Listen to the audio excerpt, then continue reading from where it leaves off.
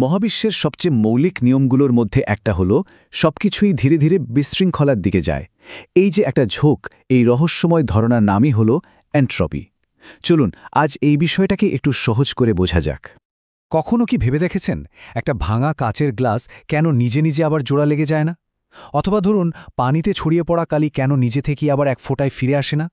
এই যে কেনটা, এর উত্তরই লুকিয়ে আছে এন্ট্রপির ধারণার মধ্যে। তো এন্ট্রপি বোঝার সবচেয়ে সহজ উপায় হল একে বিশৃঙ্খলা বা র্যান্ডমনেসের একটা মাপকাঠি হিসেবে দেখা। ব্যাপারটা কেমন? আচ্ছা, একটা ক্লাসরুমের উদাহরণ দিলেই পরিষ্কার হয়ে যাবে। এখানে দেখুন, বাম দিকের ছবিতে শিক্ষক ক্লাসে আছেন আর ছাত্রছাত্রীরা সবাই একেবারে চুপচাপ সারিবদ্ধভাবে বসে আছে। এটা একটা খুব গোছানো সুশৃঙ্খল অবস্থা, তাই না? পদার্থবিজ্ঞানের ভাষায় এর এন্ট্রপি খুব কম। এবার ডান দিকের ছবিটা দেখুন, টিফিনের ঘণ্টা বেজে গেছে আর সাথে সাথেই সবাই ছোটাছুটি শুরু করে দিয়েছে। পুরো ক্লাসরুমে একটা হুলস্থুল অবস্থা। এটাই হলো বিশৃঙ্খল বা উচ্চ এন্ট্রপির অবস্থা। আসলে বাচ্চাদের সারিবদ্ধভাবে বসার উপায় হয়তো হাতে গোনা কয়েকটা, কিন্তু বিশৃঙ্খলভাবে ছোটাছুটি করার উপায় তো অসংখ্য। আর প্রকৃতি সবসময় সেই অবস্থায় বেছে নেয় যার সম্ভাবনা সবচেয়ে বেশি। তার মানে মূল ব্যাপারটা কি দাঁড়ালো? শৃঙ্খলা ধরে রাখতে হলে বাইরে থেকে শক্তি লাগে, যেমন ক্লাসরুমের শিক্ষকের উপস্থিতি একটা চাপ হিসাবে কাজ করে। কিন্তু বিশৃঙ্খলা, ওটা হওয়ার জন্য কিচ্ছু লাগে না, ওটা নিজে থেকেই হয়। এটাই প্রকৃতির সবচেয়ে পছন্দের অবস্থা। আচ্ছা, ক্লাসরুমের উদাহরণ তো গেল। চলুন এবার বাস্তব জগতে ফিরে আসি আর দেখি পদার্থবিজ্ঞানের চোখে এন্ট্রপি কিভাবে কাজ করে। ধরুন এক টুকরো বরফ কঠিন অবস্থায়, পানির অণুগুলো একেবারে সৈন্যদের মতো সুশৃঙ্খলভাবে সাজানো থাকে, তাই এর এন্ট্রপি সবচেয়ে কম। এবার যদি বরফকে তাপ দেয়া হয়, কি হবে? ওটা গলে তানি হয়ে যাবে, অণুগুলোর বাঁধন আলগা হয়ে যাবে, ওরা একে অপরের পাশ দিয়ে নড়াচড়া শুরু করবে। মানে বিশৃঙ্খলা একটু বাড়ল, সাথে এন্ট্রপিও বাড়ল। এবার যদি পানিকে আরও তাপ দেওয়া হয়, তৈরি হবে বাষ্প। তখন তো অণুগুলো একেবারে ছাড়া পেয়ে যায়, পাগলের মতো এদিক ওদিক ছুটে থাকে। এটাই হলো সর্বোচ্চ বিশৃঙ্খলা আর সর্বোচ্চ এন্ট্রপির অবস্থা। আরেকটা খুব মজার উদাহরণ আছে। ভাবুন তো, এক গ্লাস পরিষ্কার পানিতে যদি এক ফোঁটা নীল কালি ফেলা হয়, তাহলে কি ঘটবে? আমরা সবাই জানি কালিটা ধীরে ধীরে পুরো গ্লাসের পানিতে ছড়িয়ে পড়বে, তাই না? কারণটা খুব সহজ। কালির অণুগুলোর জন্য পুরো গ্লাসে ছড়িয়ে থাকার লক্ষ লক্ষ উপায় আছে, কিন্তু এক জায়গায় এক ফোঁটা হয়ে থাকার উপায় মাত্র একটাই। সম্ভাবনার এই খেলায় প্রকৃতি সবসময় বেশি সম্ভাবনার পথটাই বেছে নেয়, মানে বিশৃঙ্খলার পথ। এ কারণেই ছড়িয়ে পড়া কালি আর কখনোই নিজে থেকে এক ফোঁটায় ফিরে আসে না। কিন্তু এন্ট্রপি মানে কি শুধু এই বাহ্যিক ছোটাছুটি বা বিশৃঙ্খলা? না, এর পেছনে আরও গভীর একটা ব্যাপার আছে, যেটা সরাসরি শক্তির সাথে জড়িত। এক কাপ গরম কফির কথা ভাবা যাক। যখন কফিটা গরম, তখন এর তাপশক্তিটা এক জায়গায় জমাট বেঁধে আছে। এই শক্তিটা ব্যবহারযোগ্য, এটা দিয়ে কাজ করা সম্ভব। কিন্তু সময় গড়ানোর সাথে সাথে কি হয়? তাপটা কাপ থেকে বেরিয়ে চারপাশের বাতাসে ছড়িয়ে পড়ে। অর্থাৎ শক্তিটা আরও বেশি বিশৃঙ্খল হয়ে যায় আর এন্ট্রপি বেড়ে যায়। মজার ব্যাপার হলো, মোট শক্তির পরিমাণ কিন্তু একই আছে, কিন্তু বাতাসে ছড়িয়ে পড়া সেই তাপ দিয়ে কি আর কোনো কাজ করা সম্ভব? না, শক্তিটা তখন আর ব্যবহারযোগ্য থাকে না। আর এটাই হলো এন্ট্রপির আসল পরিচয়। এন্ট্রপি বাড়া মানে হলো কাজ করার মতো ব্যবহারযোগ্য শক্তি কমে যাওয়া। শক্তিটা কিন্তু হারিয়ে যাচ্ছে না, শুধু এমনভাবে ছড়িয়ে পড়ছে যে তাকে আর কাজে লাগানো যাচ্ছে না। এই যে আমরা বিশৃঙ্খলার কথা বলছি, এটা কিন্তু কোনো সাধারণ বা বিচ্ছিন্ন ঘটনা নয়। এটা আসলে পদার্থবিজ্ঞানের একটা মৌলিক সূত্রের অংশ। এই ধারণাটাই হলো তাপগতিবিদ্যার দ্বিতীয় সূত্র। সূত্রটা বলে যে একটা বিচ্ছিন্ন সিস্টেমের, মানে যার সাথে বাইরের জগতের কোনো লেনদেন নেই, তার মোট এন্ট্রপি সময়ের সাথে সাথে হয় বাড়বে, না হলে স্থির থাকবে, কিন্তু কখনোই কমবে না। আমাদের ক্লাসরুম, কালির ফোঁটা বা কফির কাপ সবকিছুই এই মহাজাগতিক নিয়মটা মেনে চলে। এ কারণেই তো তাপ সবসময় গরম কফি থেকে ঠান্ডা বাতাসে যায়, উল্টোটা কখনোই হয় না। এর মানেটা কি? এর মানে হলো, মহাবিশ্বে যা কিছুই নিজে থেকে ঘটছে, সেটা সূর্যের তাপে বরফ গলাই হোক বা একটা বালির দুর্গ ভেঙে যাওয়াই হোক, প্রত্যেকটা ঘটনা আসলে এই মহাবিশ্বের সার্বিক বিশৃঙ্খলাকে একটু একটু করে বাড়িয়ে দিচ্ছে। আর এই প্রক্রিয়াগুলো সব একমুখী, মানে এগুলোকে উল্টো দিকে চালানো যায় না। একবার কালি ছড়িয়ে গেলে যেমন তা ফোঁটায় ফেরে না, তেমনি মহাবিশ্বের সময়ও শুধু সামনের দিকে এগিয়ে চলে।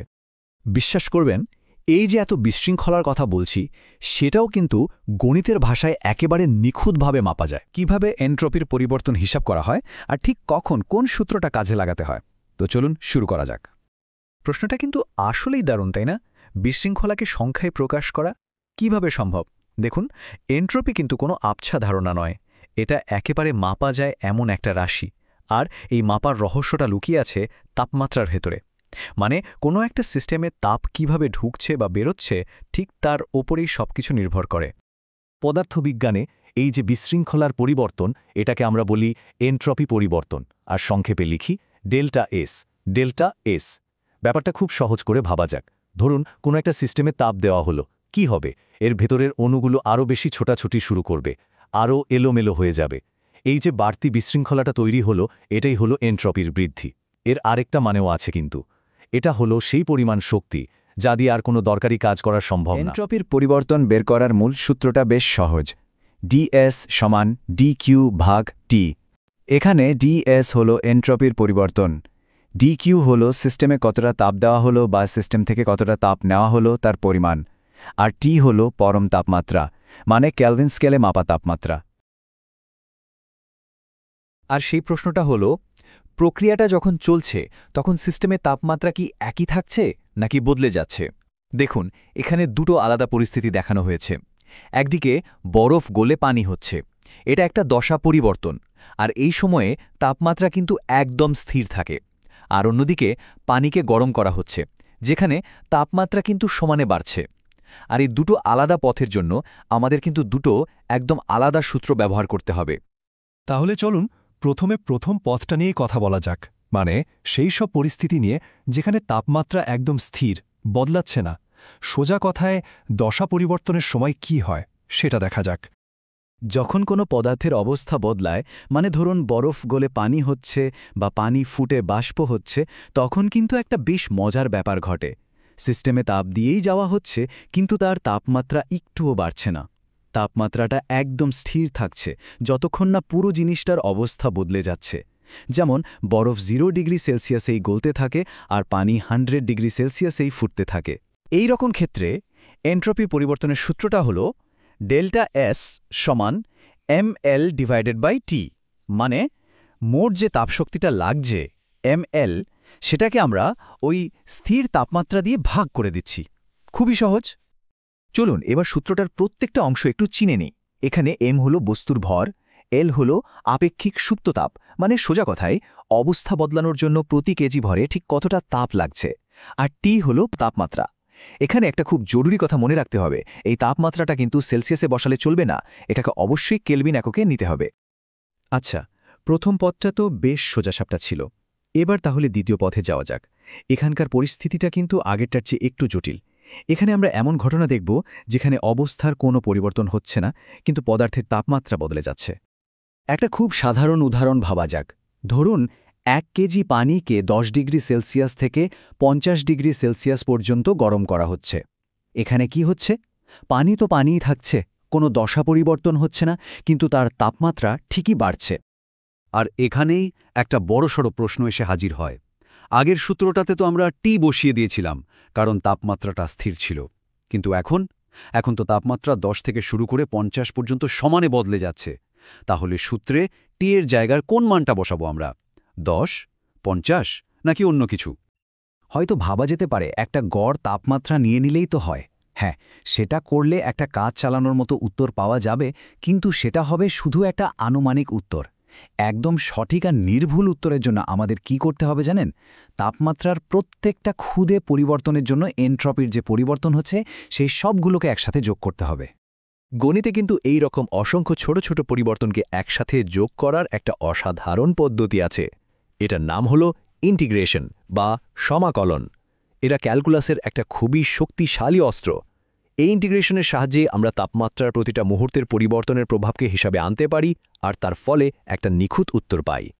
এখন জটিল গণিতের ভেতরে না গিয়েও কিন্তু এর পেছনের মূল ভাবনাটা বোঝা যায়। সহজ কথায়, আমরা প্রাথমিক তাপমাত্রা মানে T1 থেকে শুরু করে চূড়ান্ত তাপমাত্রা মানে T2 পর্যন্ত সমস্ত ছোট ছোট পরিবর্তনকে একসাথে করছি, আর এটার ফলাফল হিসেবেই আমরা একটা নির্ভুল সূত্র পেয়ে যাই। আর ওই ইন্টিগ্রেশন প্রক্রিয়াটা শেষ করার পর যে ফাইনাল আর অ্যাকুরেট সূত্রটা আমরা পাই, সেটা হলো ডেল্টা এস সমান mcln T2/T1। একটা জিনিস খেয়াল করুন, এখানে কিন্তু একটা নতুন জিনিস এসেছে, ln বা ন্যাচারাল লগারিদম। এই পরিবর্তনশীল রাশিগুলোকে যোগ করার ফলেই এটা আসে। এই নতুন সূত্রটাতেও চলুন পরিচিত হয়ে নি। এম তো আগের মতোই ভর, সি হল আপেক্ষিক তাপ ধারণ ক্ষমতা, মানে হল কোনো বস্তুর তাপমাত্রা 1 কেলভিন বাড়াতে ঠিক কতটা তাপ লাগে। ln হল স্বাভাবিক লগারিদম, আর T1 আর T2 হল যথাক্রমে শুরুর এবং শেষের পরম তাপমাত্রা। তো এতক্ষণের এই পুরো আলোচনা থেকে আমরা আসলে কি শিখলাম? চলুন এই দুটো পথকে পাশাপাশি রেখে মূল ব্যাপারটা একদম পরিষ্কার করে ফেলা যাক। তাহলে সব কথার শেষ কথা কি?